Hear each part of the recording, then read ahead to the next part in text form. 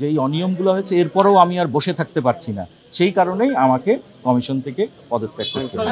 সাংবাদিক প্রশ্নের উত্তরে আমি বলেছি, কারণ হচ্ছে যে আমাকে বললেন যে বিভিন্ন সংবাদ মাধ্যমে বা কোনো জায়গায় কেউ বলেছে, হ্যাঁ অনেকে অনেক কথা বলতে পারে, আমার আসলে সব কথা একজন শিক্ষক হিসেবে নেওয়া কিন্তু সঠিক না, কারণ আমি যথেষ্ট বয়স হয়েছে, তাই না?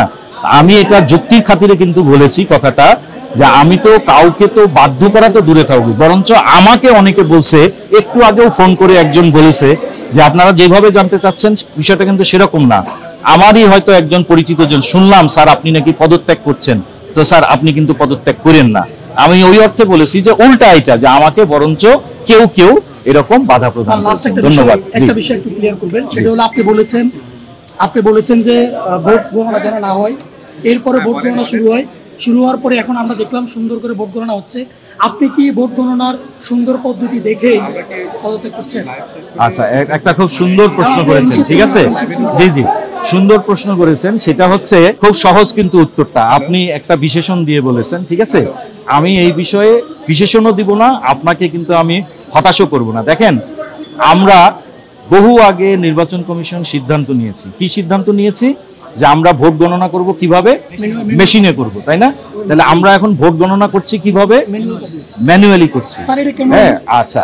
পদ্মা সেতু, মেট্রো রেল এবং এলিভেটেড এক্সপ্রেসওয়ে নির্মাণের গর্বিত অংশীদার বসুন্ধরা সিমেন্ট। আপনার প্রশ্নের উত্তরটা আগে দিয়ে নেই। এখন আমরা করছি কিভাবে? গণনা করছি এইভাবে। তাইলে আপনি ঠিক যেমন বলেছেন যে কেউ হয়তো ভাবছে এরকম, এটা তো ভাবনার বিষয় না। বিষয়টা হচ্ছে কি, যে সুন্দর অসুন্দরের প্রসঙ্গ না, ঠিক আছে, প্রসঙ্গ কাটে কিন্তু নিয়ম অনিয়মে। ধন্যবাদ। অনেক মানে সুন্দর প্রসেস কিন্তু অনিয়ম হতে পারে, বেআইনি। স্যার ম্যানুয়ালে গেলেন কেন স্যার? কাদের আপনারা ম্যানুয়ালে যেতে বাধ্য হলেন? এটা তো নির্বাচন কমিশনের প্রধানকে জিজ্ঞেস করলে ভালো হবে, আমি তো বলেইছি।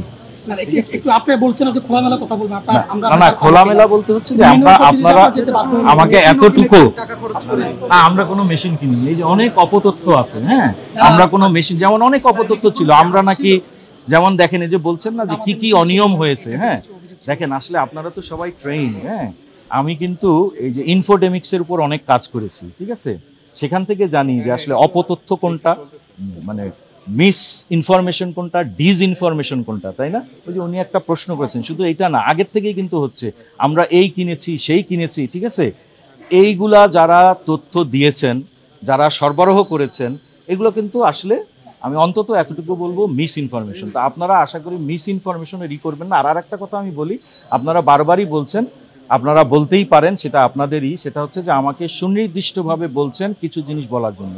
আমি সুস্পষ্টভাবে বলেছি কি, যে আমি যেই সুনির্দিষ্ট বিষয়গুলো বলবো এটার একটা রাইট আপ তৈরি করার প্রয়োজন রয়েছে, এটার একটা আইনি দিক থাকবে, ঠিক আছে, এই সব কিছু বিবেচনা করে বলবো।